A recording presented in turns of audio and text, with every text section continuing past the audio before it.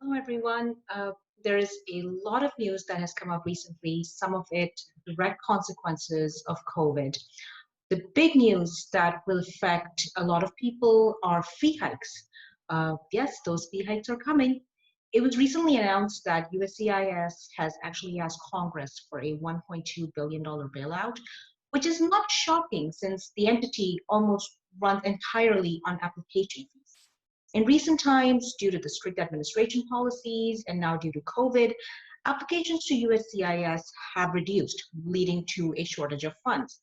That, coupled with the fact that USCIS sent this final implementation plan to the White House in the last week of May, makes it almost certain that fee hikes are coming as soon as summer of 2020. If you qualify for a benefit, now would be a good time to get that application going before the new fees come in.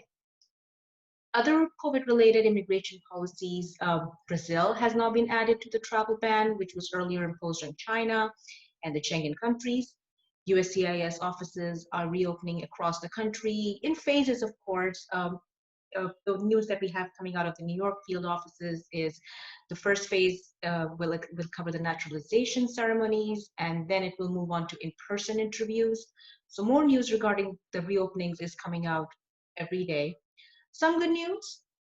On May 4th, a bipartisan group of senators introduced a bill to recapture almost 40,000 lost green cards and then give them to the much needed doctors and nurses.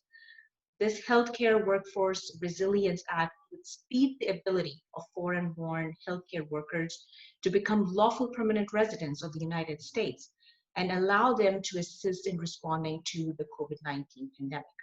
The administration did suspend the entry of certain non-immigrants as students and researchers from the People's Republic of China.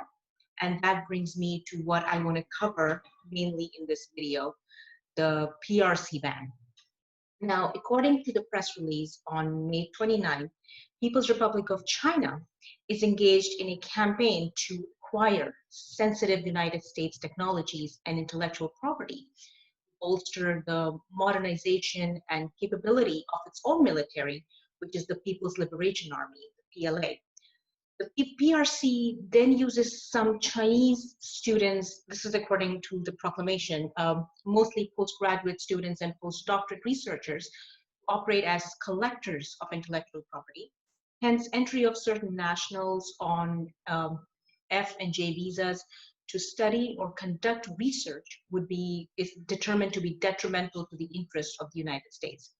So what the proclamation does is it suspends the entry of non-immigrants from People's Republic of China entering on an F or J visa as a graduate or postdoctoral candidate.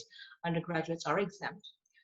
Study or conduct research who either receive funding from or who are currently employed by, studied at, or conducted research at or on behalf of an entity in PRC that implements or supports the PRC's military-civil fusion strategy.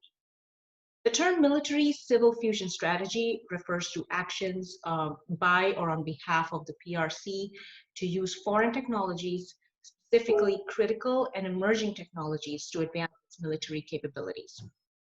Now, who does this ban not apply to?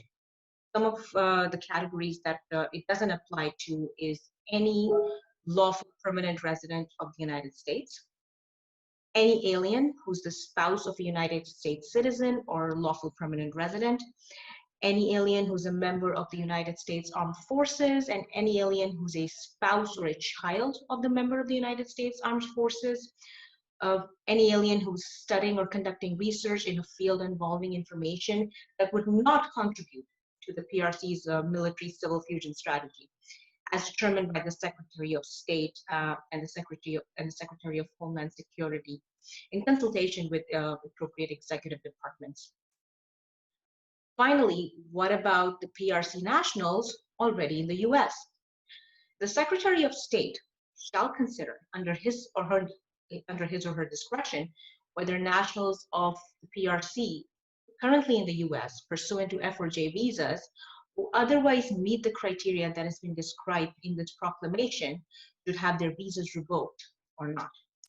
So, folks, that is what was the recent proclamation discussed about the ban on PRC. So stay tuned. We are keeping an eye on the news, and we here at Isaac and DeSico are available for consultations. If you have issues concerning or questions concerning what about the news that's coming out, we are available by Zoom, phone, or Skype to answer your questions. It is always better to talk to an immigration attorney and get answers to all your questions.